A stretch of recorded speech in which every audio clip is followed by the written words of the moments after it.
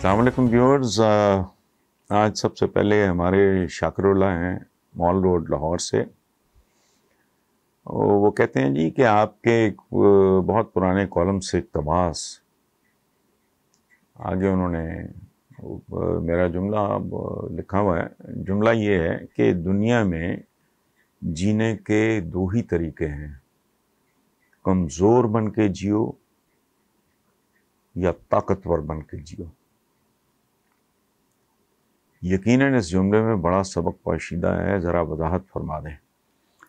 شاکر اللہ صاحب، گزارش یہ ہے کہ میں نے کوئی نئی بات نہیں کی. ایک انگریزی کا محاورہ ہے، آپ نے سنا ہوگا، سروائیول آف دا فٹسٹ. ہمارے اردو میں کہتے ہیں کہ ہمیشہ بڑی مچھلی چھوٹی مچھلی کو کھا جاتی ہے. یہ قدرت کا اصول ہے، یہ میں نے کوئی انکشاف نہیں کیا.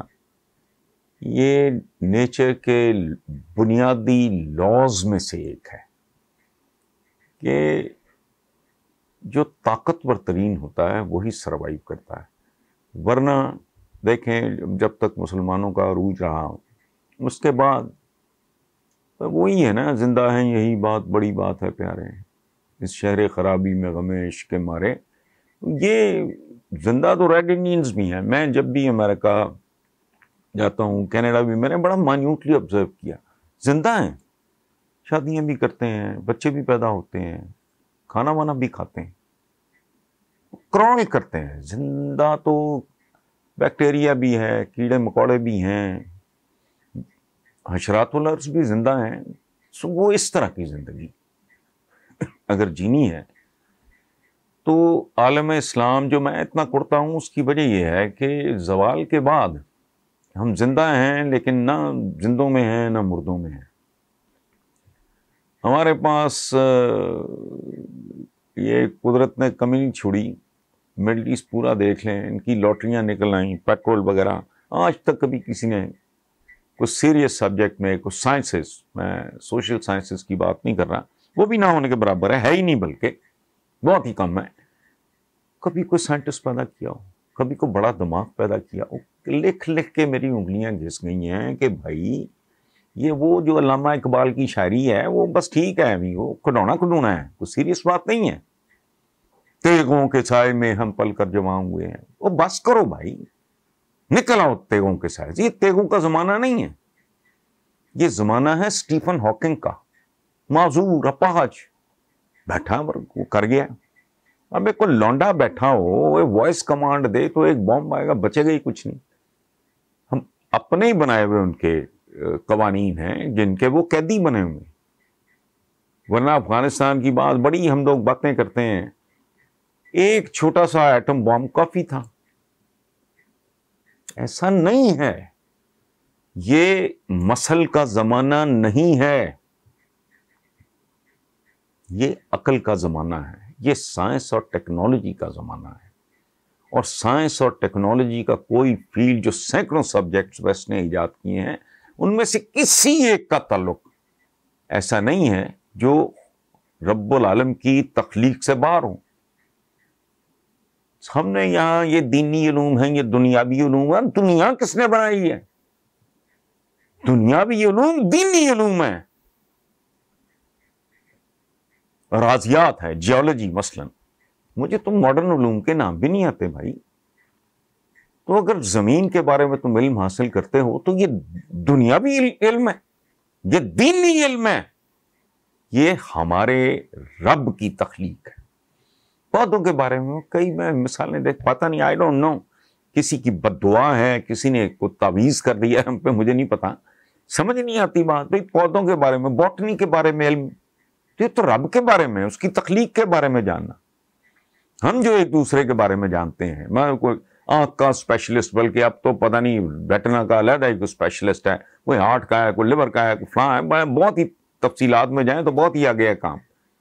تو ایک دوسرے کے بارے میں جب ہم بات کرتے ہیں، کس کا بلڈ گروپ کیا ہے، ڈائگنوسس کرتے ہیں. ایک زمانہ تھا لوگ گھروں میں مرتے تھے، اب میجورٹی آف دا پیپل کم از کم مہذب ملکوں میں ہسپتالوں میں مرتی ہیں. تو یہ علوم ہیں بھائی سارے. اب طاقت یہ ہے، ایک بندہ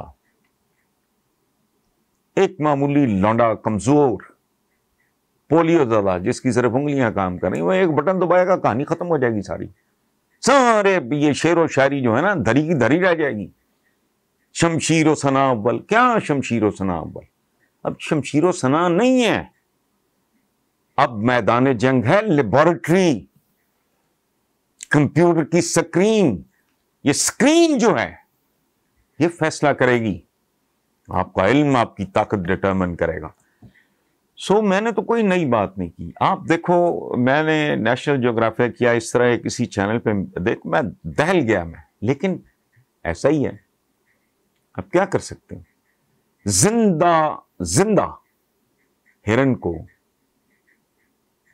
شیر کھا رہا ہے، وہ سانس لے رہا ہے، وہ چیخیں مار رہا ہے ہرن بیچارہ، اس نے پیچھے سے کھانا شروع کر دیا اس کو. ویل مچھلی کو پیزا کھانے آتی ہے، کو برگر کھاتی ہے ویل مچھلی؟ نہیں، زیر آب جو مخلوق پھر رہی ہے اسی پہ گزارا کرتی ہے. سو یہ ہے سروائیول آف دا فٹسٹ. پرندے ہیں بڑے بڑے معصوم پرندے، بڑا ہم نے سمبل بنایا ہوا ہے شاہین. کرکٹ کے پلیئرز کے بارے میں کہتے ہیں شاہینوں نے یوں کر دیا. شاہین کیا ہے؟ لڑا دے ممولے کو شاہباز سے. اس سے کچھ زیادہ ویسے معاف کرنا کوئی احمقانہ بات ہو سکتی ہے؟ رب العالمین نے ممولا ڈیزائن اس سے مقابلے کے لیے نہیں کیا. یہ ممولے کو قبل از وقت مروانے والی بات ہے. دوڑا دیے گھوڑے ہم نے، یہ وہ، اس سے نکلیں. وہ زمانے اور تھے، یہ زمانے اور ہیں. سیریس تاریخ ہمیں بتاتی ہے کہ دنیا میں طاقتور ترین لوگوں پہ غالب وہ آ گئے جنہوں نے گھوڑا انٹروڈیوس کرایا جنگی مشین کے طور پہ. اور وہ دلیر ترین لوگ تھے. مطلب اگر 10,000 دلیر کھڑا ہے تو 5,000 بندہ گھوڑے پہ بیٹھ گیا، انہوں نے تہ تیک کر کے رکھ دیا کیونکہ وہ گھوڑوں پہ سوار تھے. ان پہ غالب کون آئے؟ یہ ٹیکنالوجی ہے جنہوں نے گھوڑے کے اوپر زین ڈال دی اور اس کو لگام ڈال دی. گھوڑا ایک جنگی مشین تھا جو امپروو کر گیا. سو دس از واٹ اٹ از. آپ نے ہم کرکٹ ورلڈ کپ فلانا کیا ہے؟ بھکاری، گداگر، کشکول. آپ کی وہ اولادیں جو بھی پیدا بھی نہیں ہوئی گروی ہیں ان کے پاس، بڑھ کے مری جاتے ہیں، سوچتے ہیں نہ سمجھتے ہیں. جو میں کہتا ہوں کہ طاقت اب ہے عقل کی. اچھا پھر کہتے ہیں جی کہ میں تعداد بڑھ رہی ہے، یہاں ایک خاص طرح کا پیشہ ور مولوی ہے، وہ کہتا ہے جی کیا امت بڑھے؟ وہ بڑھا کے کیا کرنی ہے؟ اتنے سے یہودی ہیں، انہوں نے آگے لگایا ہوا ہے ساری دنیا. نمبر میں تو ہے کسی کھاتے میں نہیں. It's not important. کبھی تعداد فیصلہ کن ہوتی تھی، اب استعداد. میں غلط کہہ رہا ہوں تو لعنت ہو مجھ پہ. مٹھی بھر چند کروڑ یہودی امریکہ کو بھی وہی نچا رہے ہیں. They are calling the shots. آپ ادھر بیٹھ کے یہ بڑھ جائے گی، کیا کرنی ہے ایسی بڑی ہوئی آبادی جو ایک دوسرے کو کھا رہی ہے، ایک دوسرے پہ بوجھ بنی ہوئی ہے. سو بھائی میرے، میں سوری میں زیادہ بول گیا، دکھ ہوتا ہے اور کیا ہے. سو میں نے یہ کوئی نئی بات نہیں کی، یہ قدرت کا قانون ہے. کمزور اس کے ڈسپوزل پہ ہوتا ہے، طاقتور کے ڈسپوزل پہ. خود رب العالمین کے بارے میں جو انگریزی میں کیا ہے، آل مائٹی. تو اس لیے، اور ہمارا تو یہ ہماری تو سنت ہے. ہم کہتے ہیں کھجور کھانا سنت ہے، اور طائف کے پتھر کھانا سنت نہیں، ہجرت کے دکھ اٹھانا سنت نہیں، شعب ابی طالب کے فاقے کاٹنا سنت نہیں، احد کے زخم کھانا سنت نہیں، غزوہ خندق میں خندقیں کھودنا سنت نہیں. طاقت کا حصول سنت ہے. حضور کا تو معجزہ یہ ہے، بکھرے ہوئے بدو، نہ کوئی آگا نہ کوئی پیچھا، نہ کوئی پیسہ نہ کچھ، ایسا ان کو کھڑا کیا کہ پوری دنیا ان کے آگے لیٹ گئی. تو یہ سنت کیوں بھولتے ہو؟ جینا ہے تو طاقتور بن کے جیو، ادروائز ریڈ انڈینز کی طرح ہم ہی لگے پھر رہے ہندوستان میں، دلت ملچ شودر وغیرہ. کیا ہیں یہ؟ زندہ ہیں، شادیاں بیاہ بھی کرتے ہیں. بھیانک ترین منظر ہم نے خود دیکھے ہیں. ادھر جاؤ آپ ہندوستان میں، فٹ پاتھوں کے اوپر ڈویژن ہوئی ہوئی ہے، وہ پلاسٹک کے موٹے موٹے پردے، جا رہے ہیں بچے، جان رہے ہیں. رات کے 1:30-2 بجے دیکھا ہے کہ بچہ کرال کر کے سڑک پہ آ گئے.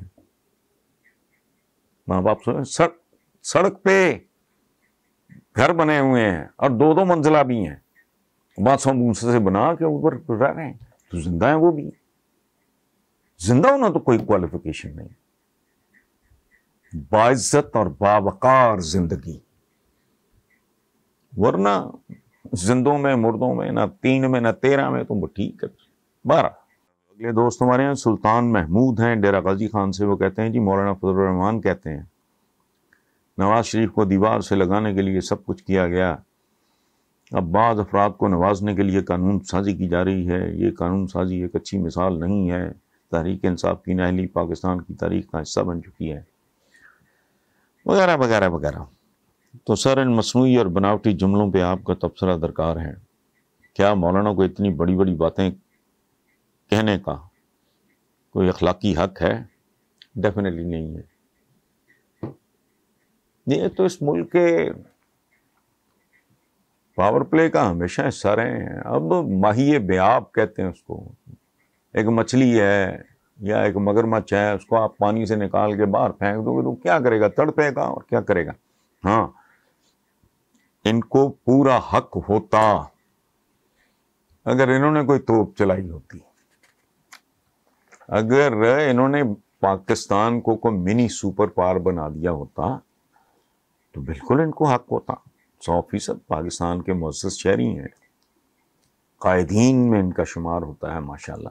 اپنی پرفارمنس کیا ہے؟ اس ملک کو یہاں تک لے کے آنے والے تو یہی لوگ ہیں جو مورلس مستقل اقتدار میں رہے. عبدالستار ہیں ٹوکیو سے، جاپان سے. سوال ان کا اس لیے سوال بنتا نہیں ہے کہ ان کے سوال میں ہی جواب موجود ہے. میں پورا سوال پڑھ دیتا ہوں، تبصرے کی ضرورت نہیں ہے. وہ کہتے ہیں کہ ایک چینی بزنس مین کا بیان پڑھا کہ پاکستانی جب چائنا کا مال بنوانے ہمارے پاس آتے ہیں تو ہمیں کہتے ہیں کہ مال بنا کر اس پہ دنیا کے مشہور برانڈز اور کمپنیوں کے نام اور لوگو وغیرہ بنا دینا تاکہ وہ امپورٹڈ نظر آئے ویسٹ سے. اور پھر جب ہم ان پاکستانیوں کے سامنے کھانا پیش کرتے ہیں تو وہ پوچھتے ہیں یہ حلال ہے یا حرام ہے. چینی بزنس مین کہتے ہیں مجھے پاکستانیوں کے حلال اور حرام کے فرق کی سمجھ نہیں آتی. تو حسن صاحب کیا یہ بات پاکستانیوں کے لیے باعث شرم نہیں؟ صرف یہی ایک بات، جو خود اپنے بچوں کو دھوکہ دیتے ہیں، جو خود اپنی نسلوں کے قاتل ہیں. UNDP کی ایک رپورٹ تھی کہ پتہ نہیں کتنے 22 کروڑ لیٹر جعلی دودھ اس ملک میں بنتا ہے، اور وہ جعلی دودھ کیمیکل سے تیار ہوتا ہے. میں اس میں نے ماتم کیا تھا کہ اس ظالموں یہ تو سوچو جو بچے بچیاں یہ دودھ پی کے جوان ہوں گے، کل ان کی شادیاں ہوں گی، ان کی اولادیں کیا ہوں گی؟ نیم معذور یا معذور ہوں گے، وہ ادھورے بچے ہوں گے. تمہارا مستقبل تم ان کے ساتھ کھیل رہے ہو. تو آپ بات کریں نا برانڈز وغیرہ، تو آنکھیں ہیں، حیا نہیں ہے. روح ہے، ضمیر نہیں ہے، مر چکا. اسی لیے ہم بھگت رہے ہیں. 22-24 کروڑ کی آبادی ہے اور لوگوں نے لوگوں کو کھانا شروع کر دیا ہے. کھانے کی قسمیں ہوتی ہیں. بلکہ میں آپ کو بتاؤں، ہم تو وہ لوگ ہیں جو خود اپنا گوشت کاٹ کے اس کی نہاری بنا کے کھا رہے ہیں عملاً. اگر میں آپ کو اور آپ مجھے دھوکہ دے رہے ہیں تو دراصل ہم اپنے آپ کو دھوکہ دے رہے ہیں، ہم اپنے اعضاء کاٹ رہے ہیں۔ وہ بھوک ہے، اعضاء کہیں اعضاء کو نہ کھا لیں، آنکھیں نہیں اپنی کبھی چہرہ نہیں اپنا۔ سو یہ کیفیت ہے۔ آپ نے تو آپ نے تو اپنے سوال میں ہی جواب بھی رکھ دیا ہے۔ نعیم احمد ہے پنجاب یونیورسٹی لاہور سے، وہ کہتے ہیں کہ جی ایک سینئر تجزیہ کار یا نگار پتہ نہیں کیا نے اپنے ایک تبصرے میں کہا ہے کہ بلدیاتی انتخابات جب بھی ہوئے پنجاب سے تحریک انصاف کو شکست ہوگی، اور اس کی وجہ صرف عوام کو ریلیف نہ ملنا ہوگا۔ اس تبصرے پہ آپ کچھ کہیں گے؟ نعیم احمد صاحب، مجھے نہیں سمجھ آ رہی یہ کس طرح کا تجزیہ ہے؟ یہ تجزیہ ہے؟ یہ کوئی تجزیہ نہیں ہے۔ اگر میں کہوں کہ اب رات ہے پھر مڈ نائٹ ہوگی تو پھر اگلے دن رات ختم ہو جائے گی اتنے بجے تک، یہ کیا بات؟ یہ بارش ہو رہی ہے سڑکیں گیلی ہو جائیں گی، یہ تجزیہ ہے؟ مجھے نہیں سمجھ آ رہی اس میں انکشاف والی کون سی بات؟